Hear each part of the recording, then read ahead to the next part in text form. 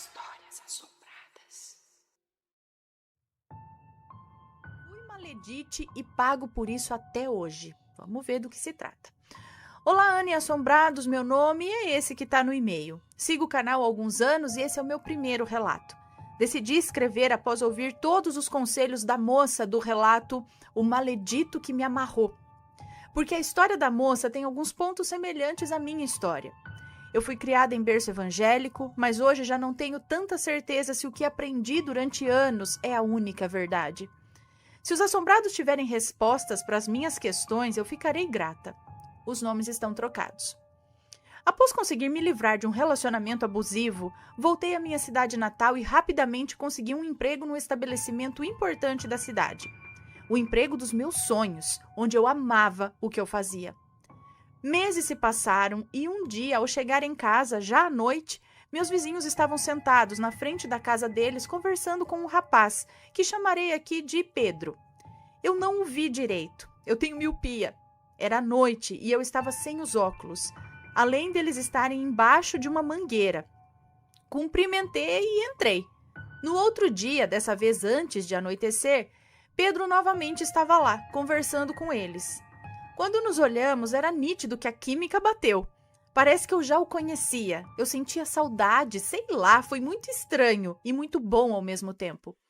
Minha irmã, que estava na frente de casa e viu essa cena, comentou: "Caraca, você viu o jeito que aquele rapaz te olhou?" E eu me fazendo de sonsa: "Ah, não reparei não, tava olhando outra coisa."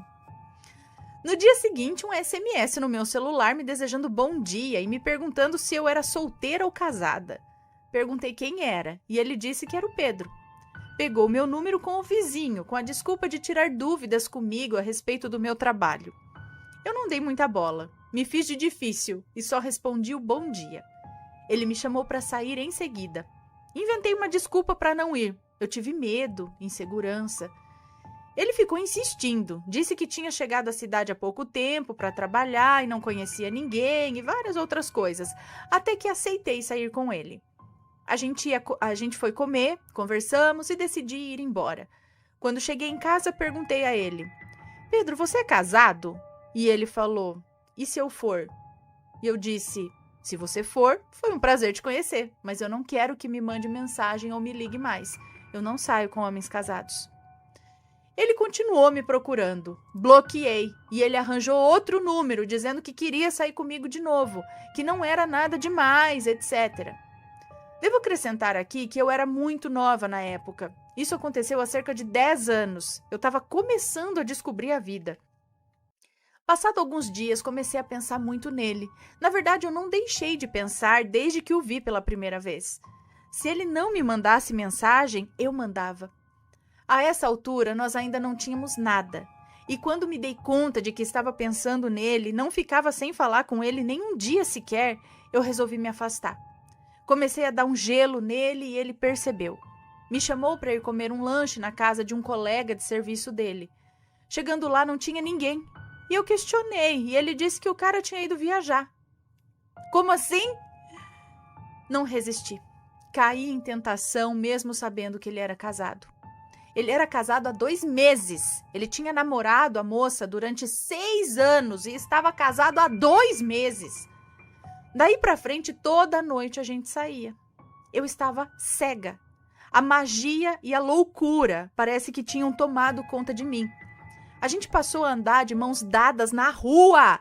Todo mundo do trabalho dele sabia da gente, mas eu ainda o escondia, porque no fundo tinha vergonha de um relacionamento assim. A química sexual era uma coisa de outro mundo. Parece que ele lia minha mente. Dizia e fazia exatamente o que eu queria naquele momento. Ficava cada vez mais difícil me distanciar dele. Confidenciei a uma amiga da faculdade. Ela morava sozinha e, vez ou outra, nos emprestava a casa dela.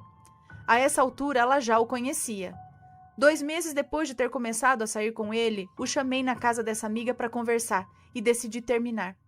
Eu abri o jogo, eu disse que eu estava apaixonada e sabia que isso era errado.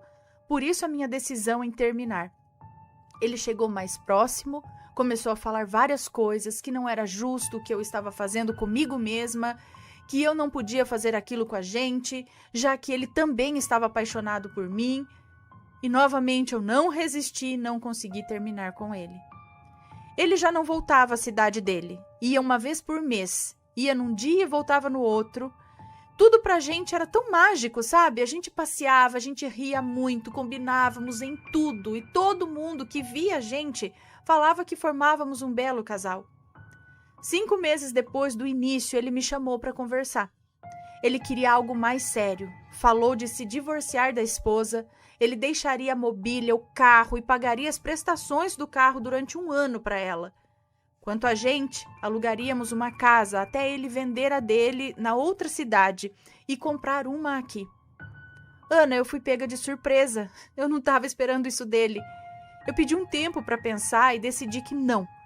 Ele enlouqueceu. Ligava para minha amiga, pedia para ela conversar comigo, que ele estava louco por mim e não era justo eu fazer isso com a gente. Eu me negava a isso.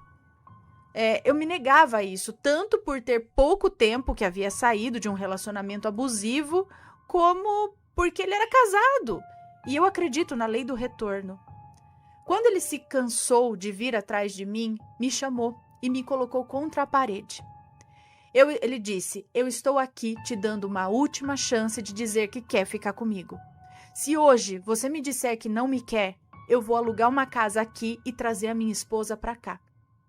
E eu, morrendo por dentro, com o coração dilacerado por amar alguém que não era meu, disse, pode trazer ela, eu não quero ter nada com você. E ele disse, tá bom então, mas se um dia você se arrepender, eu quero que você se lembre que a gente não vai ficar junto porque você não quis. Eu sei que você vai sofrer, mas é escolha sua. Ana, eu acho que eu nunca chorei tanto nessa minha vida. Ele cumpriu o que disse, trouxe a esposa, esfregou ela na minha cara, levando-a em lugares que ele ia comigo e que sabia que eu gostava de frequentar. E eu dava um jeito de ir embora para não sofrer mais. Meses se passaram e eu chorava toda noite. Eu evitava sair para não correr o risco de vê-lo. Quando eu estava me recuperando, recebo um SMS dele dizendo que estava com saudades e que queria me ver. Eu nunca consegui dizer não a ele. Eu me submeti a ser amante dele durante anos. Eu o amava, já ele, não sei se ainda sentia o mesmo. Ele me desconcertava. Se eu estivesse trabalhando e ele me mandasse mensagem, eu não conseguia mais fazer nada durante o dia todo. Era horrível. Se ele me ligasse de madrugada, eu ia onde ele estivesse. Eu não me controlava e comecei a me questionar por que de tudo isso. Por que eu estava me submetendo a uma situação dessas? Por que eu não conseguia tocar a minha vida? Um dia ele ligou e disse que queria conversar. Ele havia pedido transferência e ia embora no próximo final de semana. Outra vez eu senti aquela dor da despedida. Durante todo esse tempo eu não me relacionei com ninguém. Eu não queria outros rapazes. Eu bloqueava quem tentasse chegar perto. Eu não entendia e até hoje eu não entendo o motivo disso. Eu perdi anos, Ana, anos da minha vida vivendo assim, sem conseguir me controlar, esperando por alguém que eu sempre soube que nunca seria meu. Depois da dor do luto, vamos dizer assim, por ele ter ido embora, ele ainda estava na minha cabeça. Porém, decidi que era hora de recomeçar. Conheci um rapaz que depois descobri que ele veio para o lugar... Que eu descobri que ele veio para ficar no lugar do Pedro. Quando soube disso, eu senti que devia ser transparente com ele. Eu contei tudo, desde o início, e pedi desculpas. Eu falei que eu não poderia ter nada com ele e ele disse que não ligava para isso, que passado fica no passado. Namoramos alguns anos e eu engravidei. Para minha surpresa, Pedro me ligou perguntando se era verdade a minha gravidez. Perguntou como eu deixei acontecer, que ele não estava acreditando. Eu só disse que eu estava bem, que eu ia me casar e seguir a minha vida. Ele disse que eu não seria feliz assim. E Ana, sinceramente, meu casamento nunca foi fácil. Eu sei que casamento tem altos e baixos, mas o meu é mais um fardo. Nunca deixei de pensar no Pedro, em tudo que vivemos. Já fiz terapia e não adiantou nada. Chega a ser doentio a forma como ele vive nos meus pensamentos, mesmo sem eu, ao menos, vê-lo há anos. Eu sei que o que fiz não foi certo. Eu sei que de alguma forma eu prejudiquei uma família. Acredito que Deus não desmancha uma família para construir outra, por isso eu não aceitei ficar com ele. Há cerca de 4 meses, Pedro entrou em contato comigo, perguntando como eu estava, dizendo que sente saudades, que nunca viveu com ninguém a intensidade que vivemos, que ele também não entende o motivo disso. Eu pedi para que não me ligasse mais. Falei que só segui minha vida porque ele foi embora, e graças a Deus por isso. Ele disse que só queria saber como eu estava, que a gente podia conversar como amigos. E eu disse, Pedro, nunca fomos amigos. Eu sofri demais eu sofri demais sem você, eu acho que é isso. E não pretendo sofrer mais, nem destruir a minha família por isso. Por favor, não me ligue mais. Agora lembrei da música do que a P fala, Manuel Gomes, não sei, a P que fica cantando, olha, se você não me ama, então não me ligue. Ai, tá, voltando aqui ao relato. Ana, será que é algo de outra vida? Pensei nisso. Será que eu sofri amarração amorosa? Ou só estou pagando o mal que fiz à esposa dele? Se alguém puder responder, me dar uma luz, eu ficarei grata. Eu sofro muito com isso e desconheço centros aqui na minha cidade. Que eu saiba, não tem nenhum. A cidade é bem pequena e eu gostaria muito de saber por onde começar a buscar ajuda. Acredito que casamento é um só e gostaria muito de fazer o meu dar certo. Meu relato não tem nada de sobrenatural, será? Mas a cada dia fico mais preocupada. Já orei muito pedindo a libertação disso. Eu não quero mais isso para mim, eu não quero magoar o meu marido e nem me magoar mais ainda. Bom, é isso. É mais um pedido de ajuda de alguém que já buscou ajuda na terapia e que o que resta é ajuda na espiritualidade.